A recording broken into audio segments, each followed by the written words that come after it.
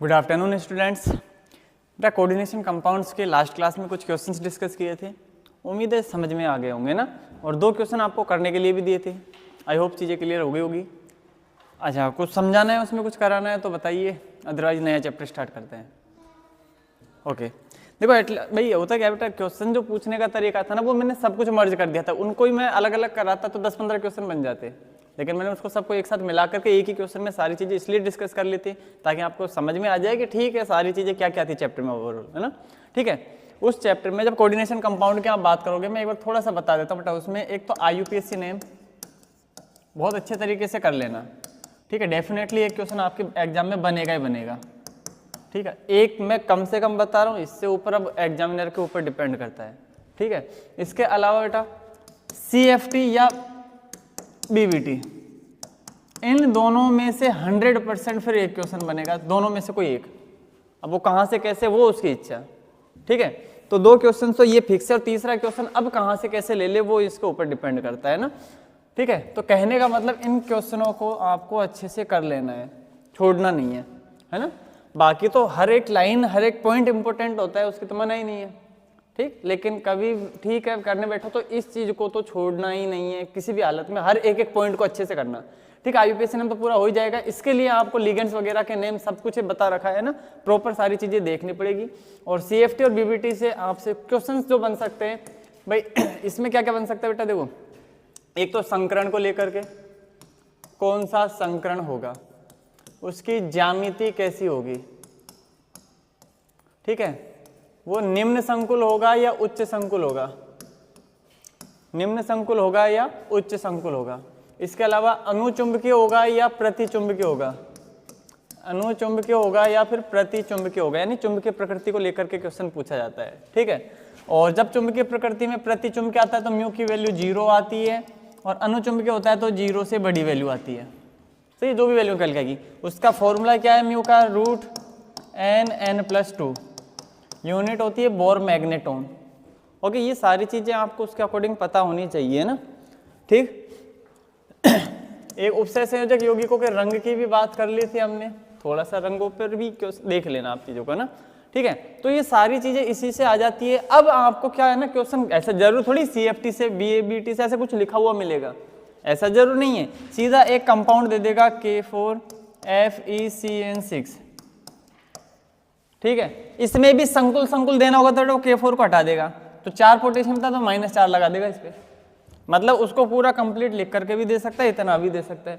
और इतना लिख करके फिर पूछ लेगा इस यौगिक की, भाई इसके लिए बताओ इसका संकरण क्या है, इसकी ज्यामिति कैसी है, इसका निम्न संकरण होगा, उच्च होगा, अनुचुंबकीय होगा, प्रतिचुंबकीय होगा, इसका इलेक्ट्रॉनिक विन्यास क्या होगा, इलेक्ट्रॉनिक कॉन्फ़िगरेशन क्या रहने वाला है, बहुत सारी चीजें है ना। तो कुछ भी पूछ सकता है इसमें से, वो या तो CFT से निकलेगा या BBT से निकलेगा, ठीक है। तो ये सारी चीजें आपको ध्यान रखनी है उसके अकॉर्डिंग। ओके, तो पूरे चैप्टर में देखा जाए तो सब कुछ मिला करके यही चीजें निकल के आती थी, है ना। बाकी हर एक छोटे छोटे पॉइंट से क्वेश्चन बन जाते हैं, तो आपको थोड़ा डिटेल से पढ़नी है हर चीजें को।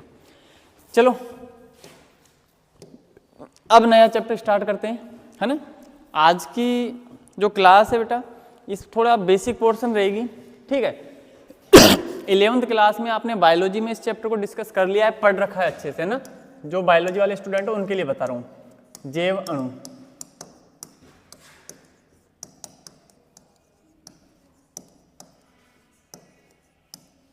बायोमोलिक्यूल्स, ठीक है। तो 11th क्लास में बायोलॉजी वाले स्टूडेंटों ने तो इस चैप्टर को पढ़ रखा है, बाकी जिन्होंने नहीं पढ़ रखा अपन तो पढ़ेंगे अच्छे से, है ना, ठीक है। तो उनको ऐसे चैप्टर इस तरीके से नहीं लगेगा कि ठीक है कुछ चैप्टर में कुछ ज़्यादा है, नया चीज़ है, लेकिन फिर भी स्ट्रक्चर्स वगैरह आएंगे तो थोड़ा सा अच्छे से देखना है। चैप्टर नंबर बेटा 10, ठीक है, 10वें नंबर का चैप्टर है ये,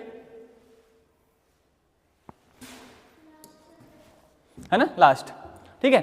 तो अब हमने ऑलमोस्ट केमिस्ट्री के 9 चैप्टर तो कंप्लीट हो ही गए हैं ना। अपने पहले स्टार्टिंग करी थी जब 6 से लेकर 6, 7, 8 और 9 ये ऑर्गेनिक केमिस्ट्री वाले पोर्शन मैंने आपको कराए थे, है ना। फिर 9th के बाद हमने छोड़ दिया था, 1 से स्टार्ट कर दिया था, तो 1 से 4, 5th तक हमने कंप्लीट कर लिया है ना। अब जो लास्ट बच रहा है 10वां वो कर रहे हैं ना, ये भी ऑर्गेनिक का पोर्शन है अलग ही, ठीक है।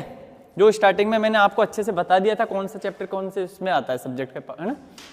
ठीक, बायोमोलिक्यूल्स, देखो बताओ, बायोमोलिक्यूल्स की बात करें, जैव अणु, है ना, सीधा सीधा समझ में आ रहा है केमिस्ट्री की कोई ऐसी ब्रांच होती होगी जिसमें बायोलॉजी और मोलिक्यूल्स केमिस्ट्री से रिलेटेड आता है, तो है ना, बायो और केमिस्ट्री इन दोनों का कोई, इनको मिलाकर के कोई सब्जेक्ट बनी होगी, कोई ब्रांच बनी होगी, उस ब्रांच को स्टडी हम इसमें करेंगे, है ना। एग्जैक्टली बायो से मतलब तो समझ में आता है आपको, नॉर्मली प्लांट से या ह्यूमन बीइंग से, मनुष्य या फिर पादपों से, है ना। और अणु मॉलिक्यूल्स का मतलब आता है कोई केमिकली चेंजेस, है ना, तो उनके अंदर जो भी रिएक्शंस वगैरह होती है जो उसके अंतर्गत भाई उसकी बॉडी से रिलेटेड जो भी रहता होगा ना, वो सब कुछ हम यहाँ से डिस्कस करने वाले हैं। ठीक, एग्जैक्टली इस चैप्टर में हमको क्या क्या चीजें पढ़नी है वो समझना आप। देखो बताओ, एक तो पढ़ेंगे हम कार्बोहाइड्रेट,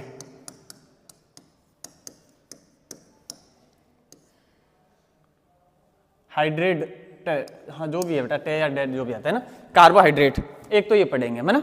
ठीक है, कार्बोहाइड्रेट में अब इसमें क्या क्या पढ़ने वाले हैं, देखो इसके अंदर भी आप क्या करो बेटा, जैसे इसके टाइप्स क्या होते हैं, मोनो कार्बोहाइड्रेट, डाई, ओलिगो भी बोलते हैं, पॉली होते हैं ना। ठीक है, उनके लिए उनके अलग अलग स्टडी करेंगे। ठीक है, उनके मॉलिक्यूल्स का स्ट्रक्चर समझेंगे, स्ट्रक्चर कैसा है, जो भी अणु वगैरह होंगे उनकी संरचना वगैरह कैसी होंगी, कैसे कैसे वो मिलकर के बने, उनका अगर हाइड्रोलिसिस करे, जल अपघटन करे तो क्या क्या बनेगा, ये सारी चीजें इसमें आने वाली है। ठीक है, तो फाइनली हम ये बात कर रहे हैं बेटा, कार्बोहाइड्रेट को हम डिटेल से पढ़ेंगे इसके अंदर, है ना। दूसरी बात करें, फिर आता है बेटा इसमें प्रोटीन, ऐसे प्रोटीन के स्ट्रक्चर वगैरह पढ़ेंगे। ठीक, अच्छा, प्रोटीन के बाद में इसमें और आएंगे बेटा एमिनो अम्ल, अमीनो अम्ल, है ना, एमिनो एसिड्स। ठीक है, ये इसमें पढ़ने वाले हैं। इसके अलावा एमिनो अम्ल में वो डीएनए, आरएनए वगैरह ये चीजें सब कुछ पढ़ेंगे, है ना। ठीक है, इनके स्ट्रक्चर वगैरह आएंगे, थोड़ा बहुत है, ज़्यादा इतना भी डिटेल से नहीं है हमारे यहाँ ना। ठीक है, बट ठीक है, जो मैथ्स वाले स्टूडेंट उनके लिए तो फर्स्ट टाइम ही रहेगा जो भी चीज़ें होंगी ना, और बायो वाले उनको तो सारी चीज़ें ऑलरेडी पता होंगी, वो रिवाइज कर लेंगे। ठीक, और इसके अलावा विटामिन वगैरह भी इसमें आएंगे बेटा, विटामिन। तो विटामिन वगैरह में भी क्या करना होता है एग्जैक्टली हमें, है ना, कि इनके रासायनिक नाम क्या है, कौन कौन से प्रकार है ना, उनसे की कमी से कौन से रोग हो जाते हैं वगैरह वगैरह, बस इतना ही कुछ है ना। सोर्स वगैरह छोटी मोटी चीज़ें होती है जो तो आपको पता ही है, 2-4 चीज़ें तो ऐसी होती है जो कॉमनली चलती रहती है सभी में, है ना, तो वो सब चीज़ें हम पढ़ने वाले हैं। सबसे बड़ा इस चैप्टर में जो अगर मान लो तो बेटा ये 20 से 30% का हिस्सा तो अकेला कार्बोहाइड्रेट ही कंप्लीट करता है ना। कार्बोहाइड्रेट को मोनो, डाई, ट्राई, टेट्रा, पेंटा इस तरीके से नहीं, बाद में पॉली बोल देते हैं उनको ना, तो इस तरीके से क्लासिफाई करेंगे, जिसमें आपको पता है बेटा इसमें क्या क्या चीजें पढ़ेंगे हम, ग्लूकोज, फ्रैक्टोज, अच्छा मोनो को लिख देते हैं पहले ना, ग्लूकोज, फ्रैक्टोज, ग्लैक्टोज। ठीक है, इसके अलावा सुक्रोज, माल्टोज, लैक्टोज, इसके अलावा स्टार्च। ठीक है, स्टार्च के अलावा एक ये जो सेल्यूलोज की बनी होती है ना बॉडी, सेल्यूलोज, सेल्यूलोज एंड ठीक है, इस तरीके से हम काफ़ी सारे ना, एक ये जो अपने एनिमल्स वगैरह में रहता है, जीव जंतुओं में, हाँ जो भी है, ये तो सेल्यूलोज तो पता है आपको, बॉडी बनी हुई होती है ना, जो ये पादप वगैरह होते हैं ना, कोशिका, ठीक है, पता हो ना सेल्यूलोज के वगैरह ना। ठीक है, और कौन सा होता है बेटा वो जीव जंतुओं में पाया जाता है, हाँ जो भी एक अभी ठीक है दिमाग से निकल गया ना। ठीक है, जैसे आएगी बता देंगे ना। देखो ये सारी चीज़ें हम इसमें चैप्टर में पढ़ने वाले हैं ना। एग्जैक्टली आपको एक चैप्टर का ओवरव्यू तो मिल गया भाई, क्या क्या चीज़ें हम पढ़ने वाले हैं ना। बायोमोलिक्यूल्स में कार्बोहाइड्रेट, इन सबके स्ट्रक्चर्स पढ़ेंगे एक एक के, ग्लूकोज कैसी होती है, इसकी संरचना कैसी है, इसका स्ट्रक्चर कैसा है ना। इन सभी स्ट्रक्चर्स में हम दो चीज़ों को डिस्कस करेंगे बेटा, एक तो सामान्य संरचना होती है इनकी, सामान्य संरचना है ना, जो सामान्य संरचना होती है ना, सीधी जैसी भी बना देते हैं, फिशर संरचना बोलते हैं उसको, फिशर संरचना, फिशर संरचना, है ना। हाँ, एक इसमें वो रह गया था ग्लाइकोजन, ठीक है। ये सब कुछ हम इसमें पढ़ेंगे ना। अच्छा, एक तो सामान्य संरचना, फिर दूसरी बात करें बेटा, एक इस सामान्य संरचना से एक बीच में संरचना बनाएंगे जिसको हम चेंज करेंगे और फिर उससे बनाएंगे हार्वर्ड संरचना। हार्वर्ड संरचना एग्जाम में दोनों ही संरचना पूछी जाती है कि इसका फिशर संरचना लिखिए या फिर इसकी हार्वर्ड संरचना बनाइए, ठीक है। तो जो भी हमको सबके लिए पढ़ना है एक एक चीज, मतलब पहले ग्लूकोज, फिर फ्रक्टोज, फिर ग्लैक्टोज, फिर sucrose, maltose, lactose, starch, cellulose, glycogen, सब चीज पढ़ेंगे, है ना, ठीक है। तो जैसे कार्बोहाइड्रेट होगा फिर प्रोटीन पढ़ेंगे। प्रोटीन में अपनी खुद की संरचना है, इसमें 20 प्रकार के एमिनो, भाई प्रोटीन जो होते हैं अमीनो अम्ल से मिलकर, ये अल्फा एमिनो अम्ल से मिलकर के बना होता है ना, मतलब उसके विखंडन से प्रोटीन को जब तोड़ते हैं तो अल्फा एमिनो अम्ल वगैरह बनते होंगे। तो इस तरीके से वो चीज़ें हम कैसे कैसे इसके स्ट्रक्चर्स है वो स्ट्रक्चर्स वगैरह देखेंगे ना, सारी ऐसे डीएनए आरएनए में हम वो चीज़ देखने वाले हैं। और विटामिन के लिए मैंने बता दिया, ठीक है। तो सबसे पहले स्टार्ट करेंगे हम कहाँ से, कार्बोहाइड्रेट से। पूरे चैप्टर की स्टार्टिंग कहाँ से होगी, पहले कार्बोहाइड्रेट से।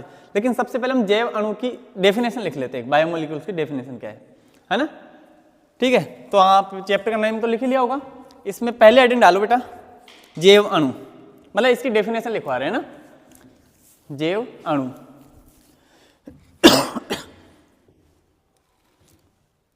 किसी जीव के शरीर में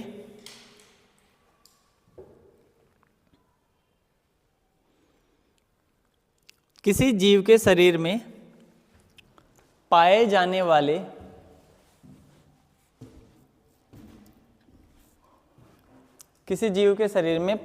वाले वे जटिल कार्बनिक पदार्थ,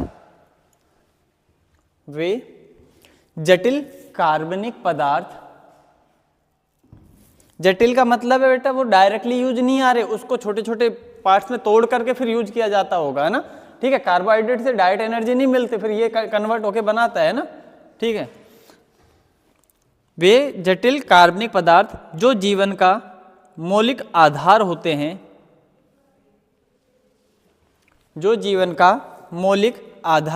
हैं, जैव अणु कहलाते हैं। हाँ, इसमें देखो वसा और प्रोटीन भी रह गए, वो वसा और एंजाइम अम्ल, एंजाइम ये भी रह गए ना, भाई फैट से भी तो मिलती है एनर्जी।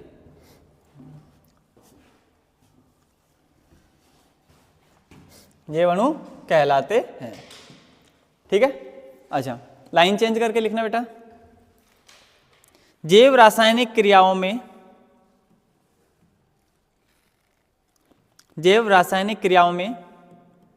भाग लेने वाले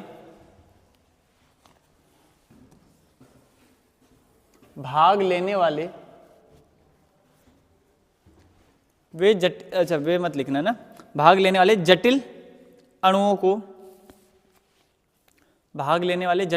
को जैव अणु कहते हैं। भाग लेने वाले जटिल अणुओं को जैव अणु कहते हैं,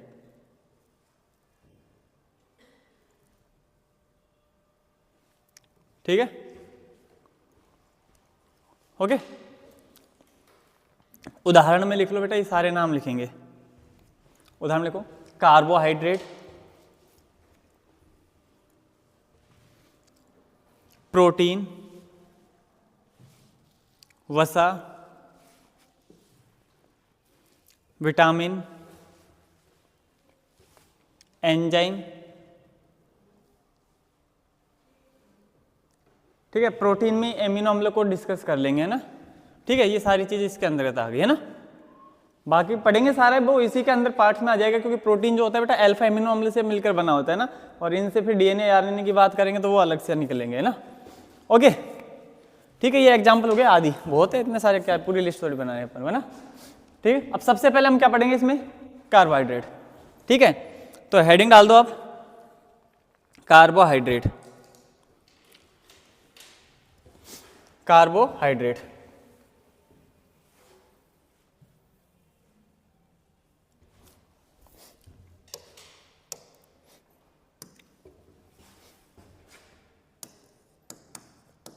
देखो बेटा, इसमें कार्बोहाइड्रेट शायद डे लिखते हैं ना, टे मत लिखना बेटा, डे लिखते हैं शायद, है ना, ओके। और बाकी देख लेना आप इतना, हाँ।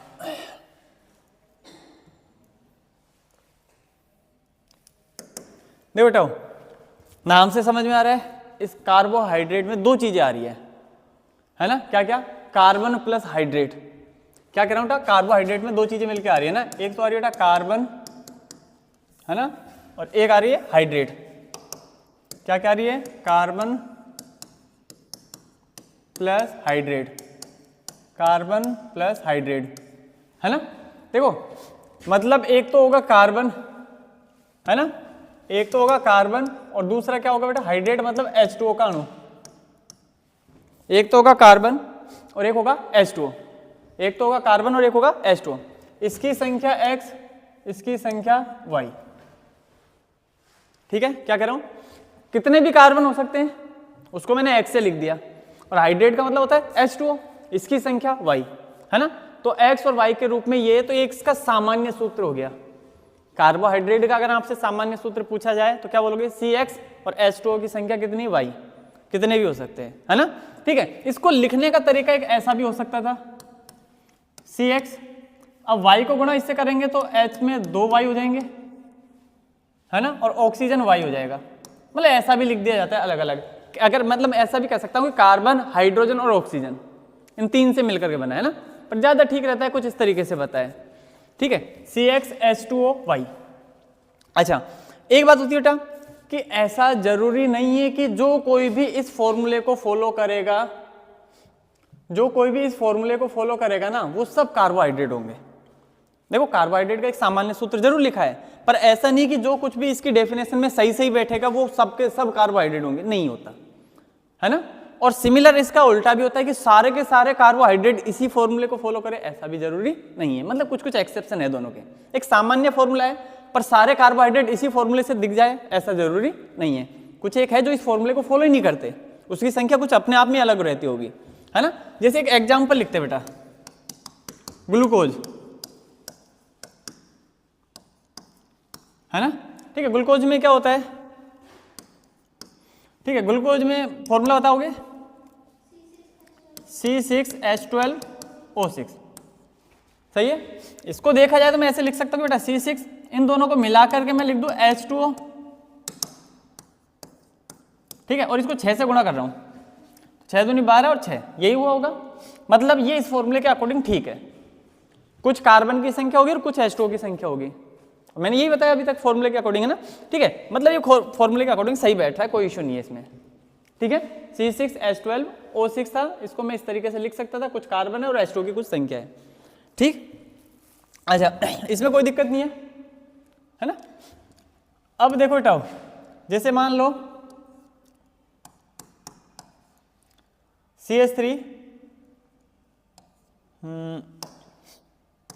एक CH2OH, ये लिखे हम, है ना। कार्बोक्सिलिक एसिड लेते हैं ना, हाँ, इसका नाम क्या है बेटा,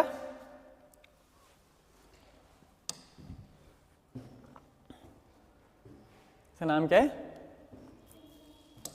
ऐसे मत करो भाई, एथेनोइक अम्ल, एसिटिक अम्ल, दोनों ही है, IUPAC, एथेनोइक और सामान्य एसिटिक। ठीक है, अरे इतने टाइम नहीं हुए बेटा पढ़े हुए ना। ठीक, अब इसमें क्या है, कार्बन कितने हैं, आप बोलोगे सर 1 और 1 2 कार्बन है, 1 और 1 2 है। हाइड्रोजन कितनी है, 3 और 1 4 है। ऑक्सीजन कितनी है, 2 है। इसको मिला करके मैं ऐसा लिख सकता हूं क्या, H2O, ये डबल। बोले सर ये भी तो इस फॉर्मूले को फॉलो कर रहे कोई दिक्कत नहीं है, कार्बन है, H2O, इनकी कुछ मल्टीप्लाई हो रहा होगा, होने दो, है ना। लेकिन मैंने कहा था कि जो इस फॉर्मूले को फॉलो करे सारे के सारे कार्बोहाइड्रेट हो, ऐसा जरूरी नहीं है। तो ये कार्बोहाइड्रेट नहीं है, कार्बोक्सिलिक अम्ल है ये तो क्या है बेटा, कार्बोक्सिलिक अम्ल, है ना। तो कार्बोक्सिलिक अम्ल ये कार्बोहाइड्रेट नहीं है, लेकिन फॉर्मूले के अकॉर्डिंग बैठ रहा है। मतलब मैंने पहले ही कहा था कि इस फॉर्मूले के अकॉर्डिंग बैठने वाली सब चीज कार्बोहाइड्रेट हो, ऐसा जरूरी नहीं है। कुछ एक्सेप्शन है, जैसे आपके सामने एक एग्जांपल मैंने बता दिया, बाकी हमको ज्यादा कुछ पढ़ना नहीं है इसमें ना। बस इतना ध्यान रखना, कार्बन प्लस हाइड्रेट दोनों मिलकर के कार्बोहाइड्रेट बनाते हैं। कार्बन के कुछ अणु होंगे, H2O के कुछ अणु होंगे, और इस तरीके से बन जाएगा प्रोडक्ट। क्लियर है ना। तो कार्बोहाइड्रेट हेडिंग डाल दी, इसमें लिखो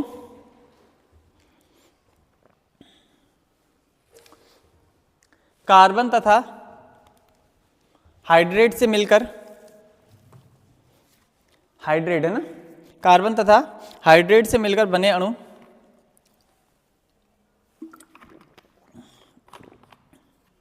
कार्बोहाइड्रेट कहलाते हैं।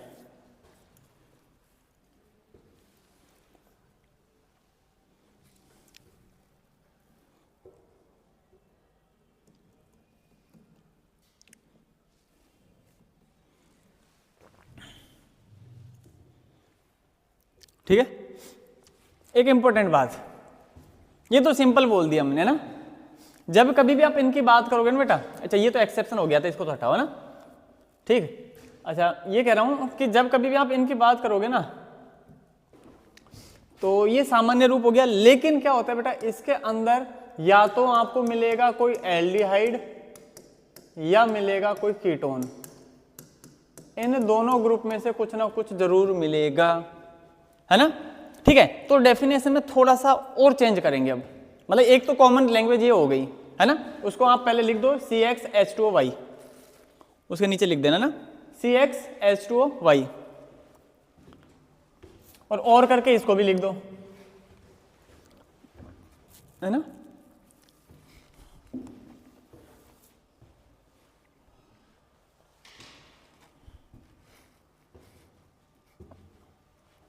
ठीक है, ये इसका सामान्य सूत्र होता है, समझ गए। अगर कार्बोहाइड्रेट्स का आपसे सामान्य सूत्र पूछा जाए, इसके आगे लिख देना ये सामान्य सूत्र है इसका ना, जैसे भी लिखना चाहो आप। ठीक है, अगर आपसे इनका सामान्य सूत्र पूछा जाए तो आप इनमें से जो भी मिल जाए ना ऑप्शन में वो टिक लगा देना, या जो भी पूछा है वो बता देना आप, है ना। हो सकता है ऑप्शन दे दे, हो सकता है डायरेक्ट पूछ ले, जैसे भी हो, ठीक है, कोई दिक्कत नहीं है ना। अब हम क्या करें, इसके अंदर या तो एल्डिहाइड मिलेगा या कीटोन मिलेगा, तो अब थोड़ा सा और चेंज करते हैं भाई, कार्बोहाइड्रेट्स के अंदर या तो एल्डिहाइड या कीटोन समूह उपस्थित होता है, इस वजह से, है ना, इस वजह से इसको क्या कहते हैं कि ऐसे कार्बोहाइड्रेट जिसमें कार्बन हाइड्रेट तो हो गया होगा लेकिन उसमें एल्डिहाइड या कीटोन, अब उसको बोलेंगे पॉलीहेल्डिहाइड या पॉलीकीटोन, एक भाई कार्बन की संख्या ज्यादा होगी, ऐसे समूह पाए जाएंगे, वो सब किस में आएंगे बेटा, कार्बोहाइड्रेट में, है ना। तो लाइन चेंज करके लिखना, कार्बोहाइड्रेट में कार्बन तथा हाइड्रेट, ब्रैकेट में लिख देना H2O, कार्बन तथा हाइड्रेट H2O के पॉलीएल्डिहाइड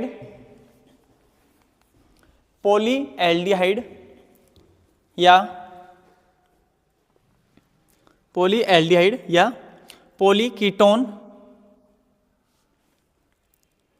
समूह उपस्थित होते हैं।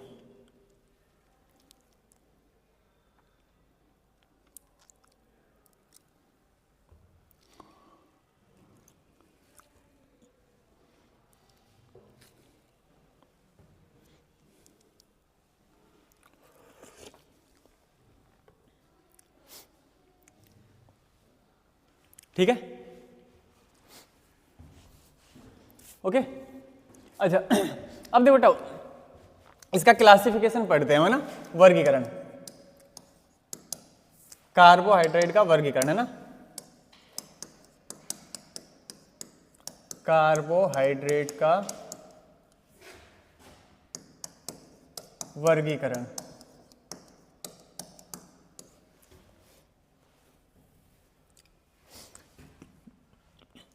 इसका जब वर्गीकरण की बात करते हैं बेटा, इसके वर्गीकरण को है ना 3 भागों से पढ़ते हैं, 3 तरीके से पढ़ते हैं, है ना। कितने तरीके से पढ़ते हैं भाई, 3।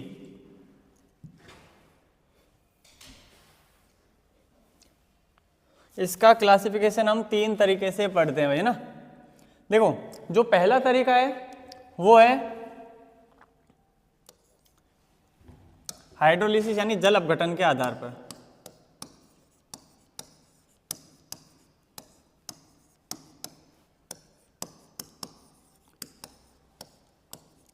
जल अपघटन के आधार पर, ठीक है। दूसरा तरीका होता है बेटा इसका जो शर्करा है ना, मतलब स्वाद के आधार पर, आप ऐसे कह सकते हो, टेस्ट के अकॉर्डिंग, है ना, स्वाद के आधार पर। और तीसरा जो तरीका है इसका वो मतलब रिड्यूसिंग पावर के अकॉर्डिंग है, अपचायक क्षमता के आधार पर, है ना। 3 भागों में बांट रहे बेटा, 3 तरीके से इसको। कौन कौन से? एक तो जल अपघटन के आधार पर, स्वाद के आधार पर और अपचायक की क्षमता के आधार पर, है ना। ठीक है, जल अपघटन के आधार पर बात करें तो इसको फिर 3 भागों में बांटते हैं। जल अपघटन के आधार पर फिर इसको 3 भागों में बांटा जाता है। अब कौन कौन से भाग होते हैं वो सुन लेना एक बार, है ना। देखो, एक तो होता है बेटा मोनोहाइड्रिक,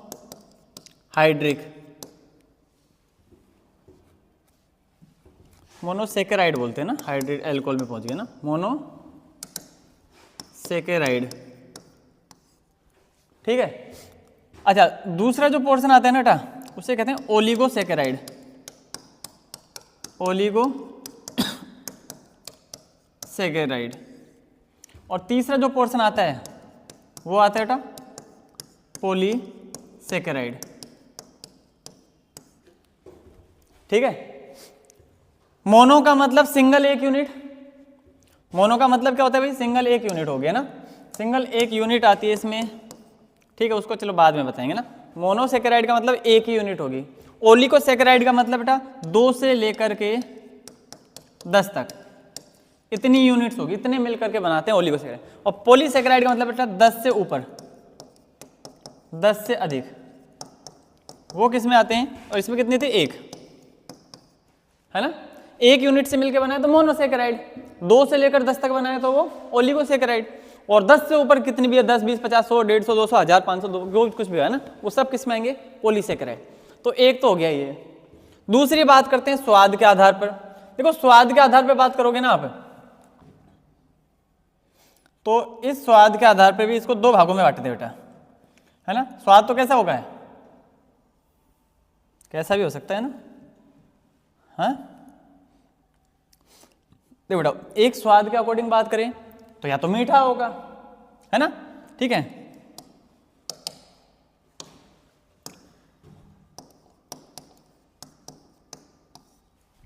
तो उसको शर्करा बोल देंगे, है ना। ठीक है भाई, एक तो शर्करा के आधार पर, और दूसरा क्या होगा? जो शर्करा नहीं होगी गैर शर्करा बोल देते हैं उसको, है ना, नॉर्मली। ठीक है, शर्करा का मतलब तो समझ रहे हो ना, जो मीठे होंगे, जो स्वाद में मीठे होंगे। जो स्वाद में मीठे नहीं होंगे वो ना नॉन शुगर वाले में आ जाएंगे। नॉन शुगर को हिंदी में क्या बोलेंगे? शुगर वाले तो हो गए, तो मीठे हो गए शर्करा। और एक होता है नॉन शुगर, नॉन शुगर को क्या बोलेंगे बेटा?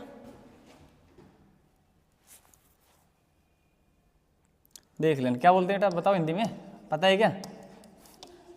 अच्छा कोई बात नहीं, शुगर मतलब शर्करा, नॉन शुगर मतलब जो मीठे नहीं होते, है ना।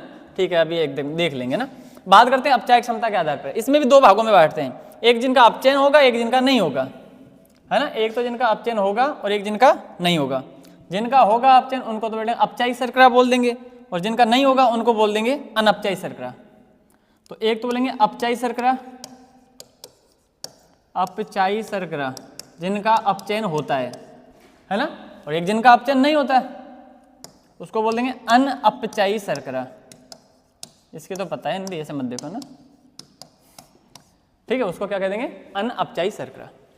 उम्मीद है यहाँ तक की चीजें समझ में आई होगी आपको, है ना। ठीक है, ये कार्बोहाइड्रेट का हम वर्गीकरण पढ़ने वाले हैं, है ना। ठीक, एक बार इसको बना लो फिर देखते हैं आगे। अशर्कराई लिख लेना बेटा, इसके हिंदी अशर्कराई, है ना। नॉन शुगर को अशर्कराई बोलते हैं, अशर्करा, है ना। सीधा ही वर्ड है, ज्यादा कुछ नहीं, अशर्करा।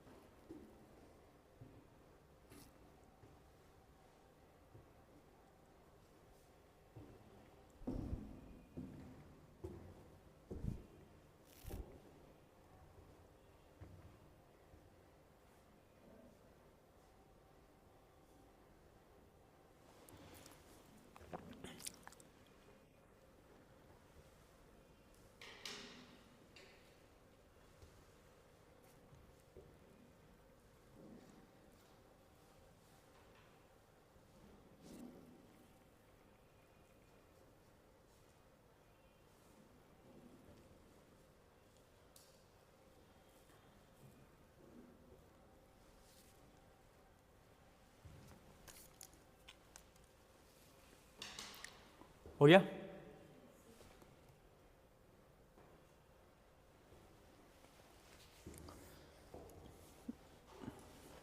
तो अब हम तीनों केस पढ़ेंगे, डिटेल से पढ़ेंगे ना, ठीक है। पहली हेडिंग डाल लेना बेटा, जल अपघटन के आधार पर, केस फर्स्ट है ना, केस फर्स्ट है ना।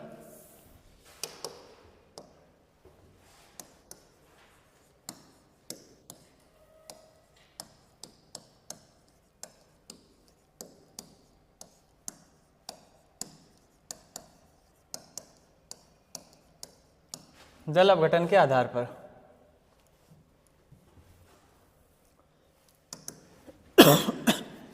देखो, जब बात आती है ना जल अपघटन के आधार पर, तो जल अपघटन के आधार पर हमने देख ही लिया पहले से ही कितने कितने भागों में बांटे हमने, मोनोसेकेराइड, ओलिगोसेकेराइड और पॉलीसेकेराइड। देखो बेटाओ, इसमें हम पहला पढ़ेंगे मोनोसेकेराइड।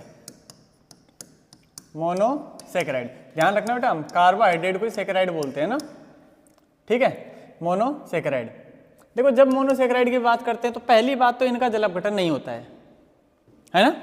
देखो, जल अपघटन के आधार पर बात कर रहे हैं, जिसका जल अपघटन होता ही नहीं है उनको सबको किस में रखते हैं, मोनोसेकेराइड में। जिनके जल अपघटन से 2 यूनिट मिलती है उसको डाइसेकेराइड, 3 यूनिट मिलेगी ट्राइसेकेराइड, 4 मिलेगी टेट्रासेकेराइड, ऐसे चलते रहेगा ना। तो फिर हम क्या करते हैं, 2 से लेकर 10 तक जितनी भी यूनिट मिलती है सबको किस में रख देते हैं, ओलिगोसेकेराइड में, ठीक है। और फिर जिनका जल अपघटन कराए और अपघटन पर उसमें मान लो 10 से ज्यादा अणु बन रहे हैं, 10 से ज्यादा यूनिट्स मिलेगी, तो हम उसको क्या नाम दे देंगे, पॉलीसेकेराइड। सही है। तो मोनोसेकेराइड का पहला पॉइंट तो ये हो गया, इनका जल अपघटन नहीं होता है। पहला पॉइंट तो क्या बेटा, इनका जल अपघटन नहीं होता है। उम्मीद है बात समझ में आ रही होगी, है ना, ठीक है। तो फटाफट हेडिंग डालो, है ना। केस फर्स्ट है जिसमें हम ये पहला पॉइंट पढ़ रहे हैं, मोनोसेकेराइड, है ना। साथ के साथ लिखते रहना, टाइम ज़्यादा खराब करेंगे नहीं इसमें ना। इजी चीज़ है, आसानी से समझ में आ जानी चाहिए।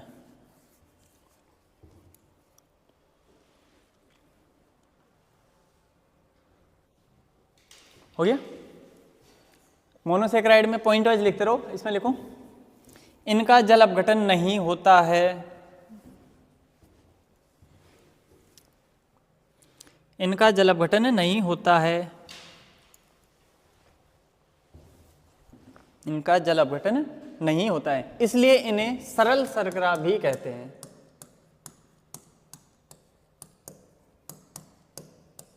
इसलिए इन्हें सरल शर्करा भी कहते हैं। इनका जल अपघटन नहीं होता है, इसलिए इन्हें सरल शर्करा भी कहते हैं।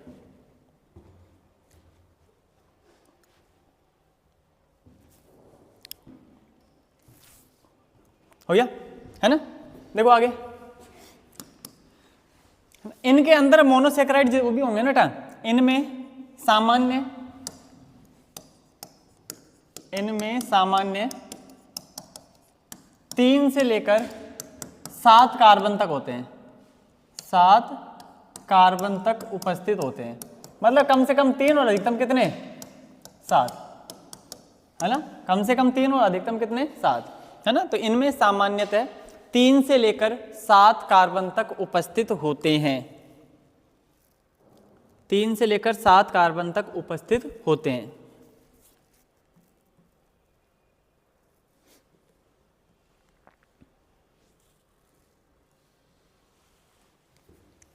लिख दिया।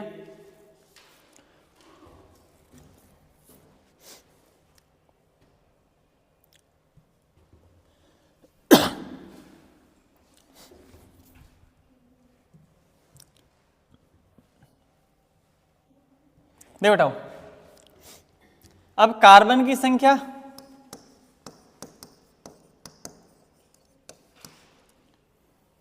ठीक है, और उसको सामान्य किस नाम से बोलते हैं, उनका नाम क्या रखेंगे हम, है ना।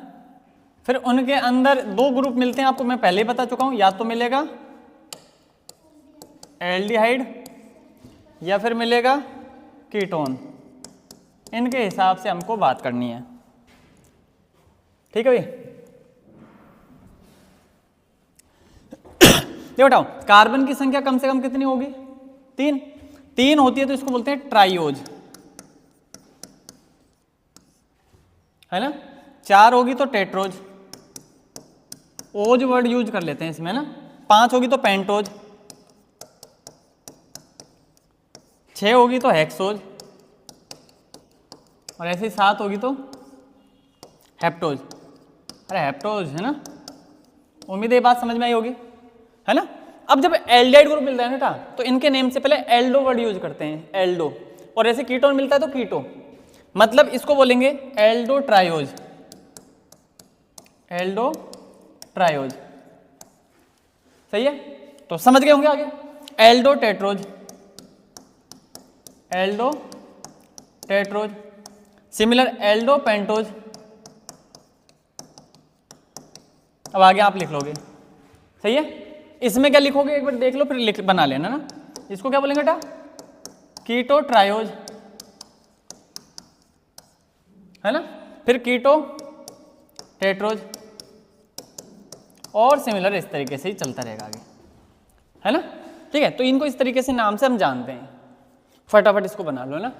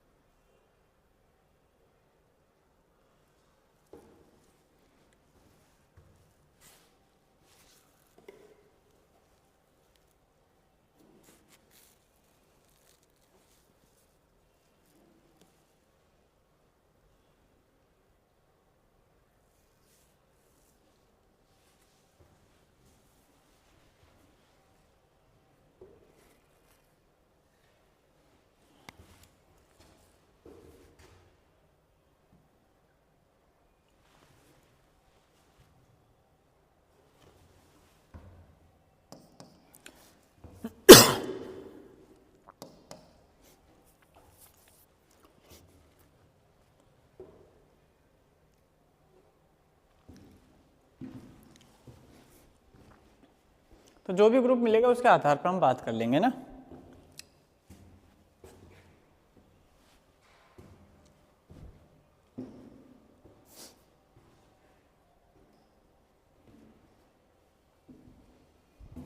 लिख दिए होंगे,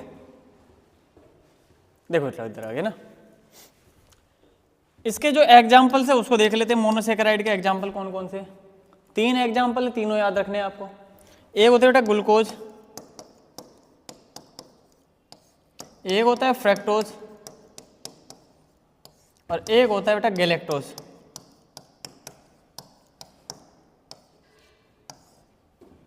ठीक है, 3 एग्जाम्पल है जो मोनोसेकेराइड में आपको याद रखने हैं। Glucose, fructose, galactose.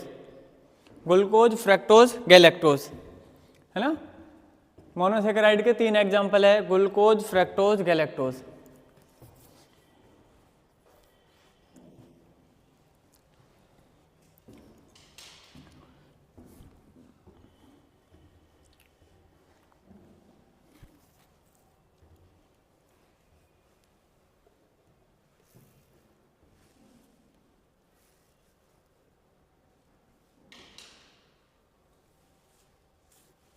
लिख दिए, ग्लूकोज, फ्रैक्टोज और गैलेक्टोज।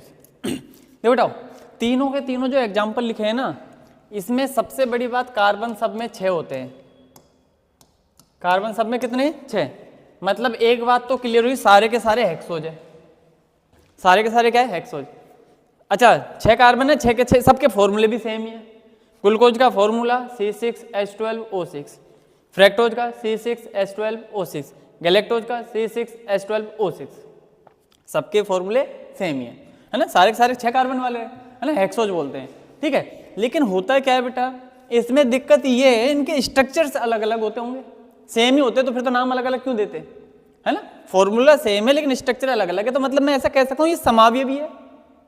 समावयव तो उनको ही तो बोलते हैं जिनके अणुसूत्र समान हो लेकिन संरचनाएं या उसके जो भी सेम अलग अलग हो, गुणधर्म भिन्न भिन्न हो ना, तो ये समावयवी होते हैं जिनके अणुसूत्र सबके सेम है C6H12O6।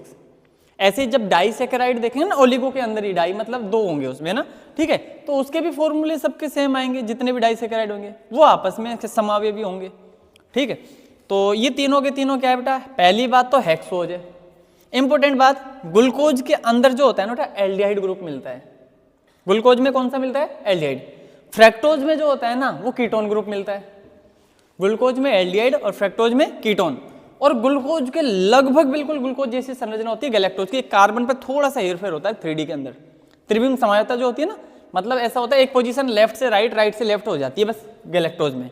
तो इसमें भी एल्डिहाइड मिलेगा जब ग्लूकोज के जैसा ही, तो मतलब ये दोनों ग्लूकोज और गैलेक्टोज इन दोनों में एल्डिहाइड मिलता है, फ्रैक्टोज में कीटोन समूह मिलता है।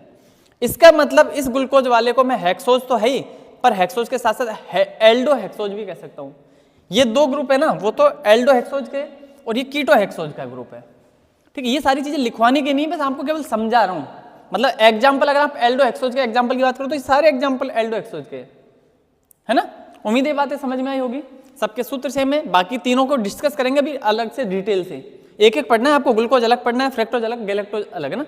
हालांकि ये सिलेबस में नहीं है लेकिन थोड़ा सा बता दूंगा इसके बारे में। बाकी 2 इंपॉर्टेंट है, दोनों है पूरे पूरे, ठीक। ये तो बात हुई किसकी, मोनोसैकेराइड की। अब चलते हैं दूसरे पर, डाइसैकेराइड।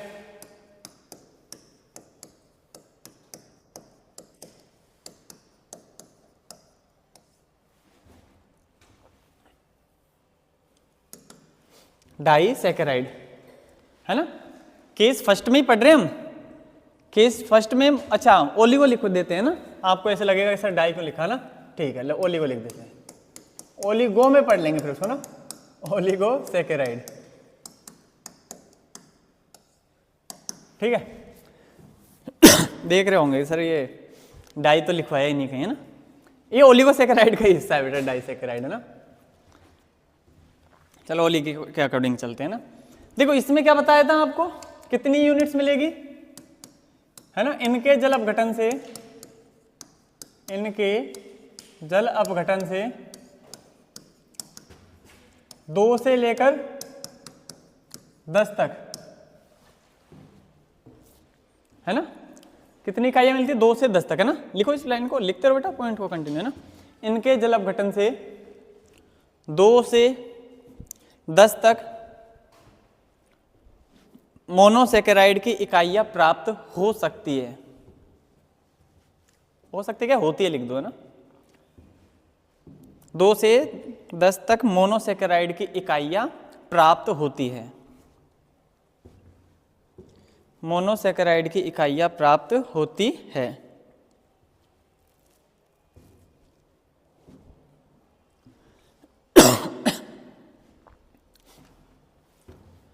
ठीक है, मोनोसैकेराइड का जल अपघटन नहीं होता, इसके अंदर होता है ना। अब देखो बेटा, अगर 2 यूनिट मिलती है, सुनो ध्यान से ना, यदि 2 इकाई प्राप्त हो तो उसको कहेंगे हम डाइसैकेराइड। उसको क्या कहेंगे बेटा, डाइसैकेराइड। ऐसे 3 इकाई प्राप्त हो, ज्यादा नहीं लिखेंगे, बस अब 1-2 लिख देते हैं ना, तो उसको क्या कहेंगे बेटा, ट्राइसैकेराइड। ऐसे 4 में समझ जाओगे, 5 में समझ जाओगे, आगे समझ जाओगे आप, है ना। ठीक है, तो 9 तक 10 तक आ सकती है ना इसमें, पर ठीक है 2 होगी तो डाइसैकेराइड बोलेंगे, 3 इकाई होगी तो ट्राइसैकेराइड बोलेंगे, सब ओलिगोसैकेराइड के हिस्सा है ना। सारे सारे किसमें, ओलिगोसैकेराइड में। तो अगले पॉइंट में ये लिख दो एक पर, है ना। यदि 2 इकाई प्राप्त हो तो डाइसैकेराइड, 3 इकाई प्राप्त हो तो ट्राइसैकेराइड। अब पूरे नहीं लिख रहे हम, है ना, ऐसे लिस्ट नहीं बनानी हमको।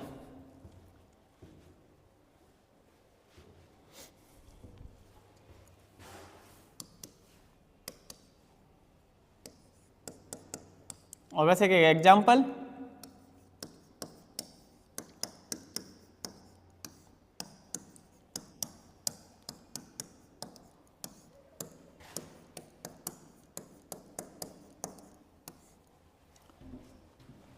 सुक्रोज, माल्टोज और लैक्टोज।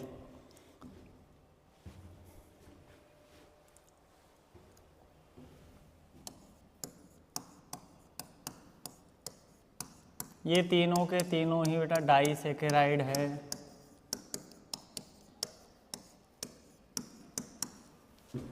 ना। मतलब डाइसैकेराइड के जो भी एग्जाम्पल होंगे वो ओलिगो में तो आएंगे आएंगे, उसमें तो कोई दिक्कत है नहीं। तो हम जिनको पढ़ेंगे ना, तीन जो सिलेबस में, सुक्रोज है, माल्टोज है और लैक्टोज है, तीनों के तीनों डाइसैकेराइड के हिस्सा है।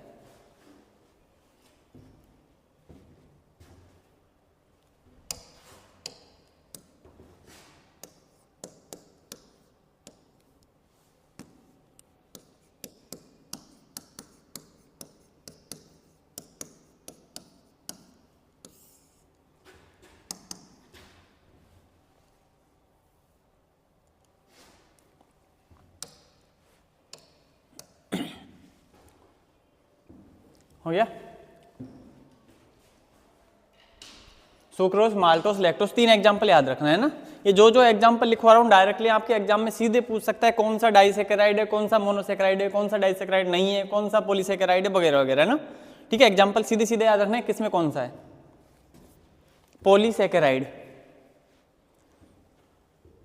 तो अब इसमें पॉइंट बना लोगे आप। पहला पॉइंट क्या लिखोगे, इनके जल अपघटन से 10 से अधिक मोनोसैकेराइड इकाई प्राप्त होती है। इनके जल अपघटन से 10 से अधिक मोनोसैकेराइड इकाई प्राप्त होती है। मोनोसैकेराइड इकाई प्राप्त होती है।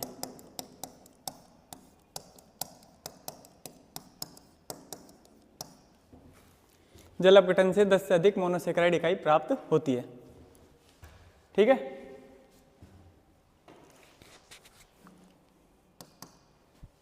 और इसके एग्जाम्पल बस, और कुछ है नहीं है ना। क्या क्या बताया था बेटा, स्टार्च, सेल्यूलोज, और एक और क्या बताया था, ग्लाइकोजन। ये तीनों एग्जाम्पल है ना।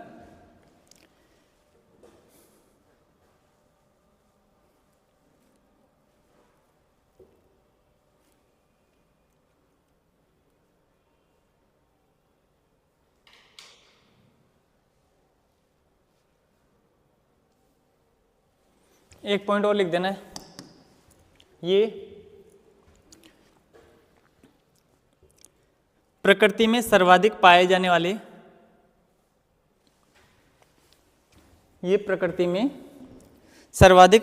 वाले, कार्बोहाइड्रेट्स है। प्रकृति में सर्वाधिक पाए जाने वाले कार्बोहाइड्रेट्स है। इसलिए इन्हें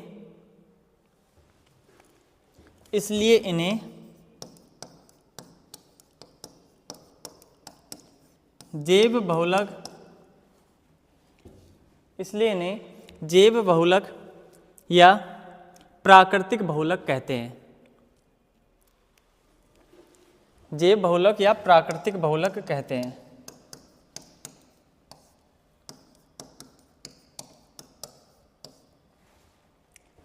ये अक्रिस्टलीय, इसमें लिखना आगे, ये अक्रिस्टलीय, स्वादहीन तथा जल में अविलेय होते हैं। अक्रिस्टलीय, स्वादहीन तथा जल में अविलेय होते हैं, है ना। अक्रिस्टलीय एमोर्फस है ना, अक्रिस्टलीय, स्वादहीन तथा जल में अविलेय होते हैं। ओके, उम्मीद है इतनी बातें समझ में आ गई होगी आपको ना। ठीक है बेटा, तो अभी थोड़ा सा बेसिक पार्ट स्टार्ट किया है। अभी तक हमने कोई स्ट्रक्चर, कोई केमिस्ट्री स्टार्ट नहीं की एग्जैक्टली।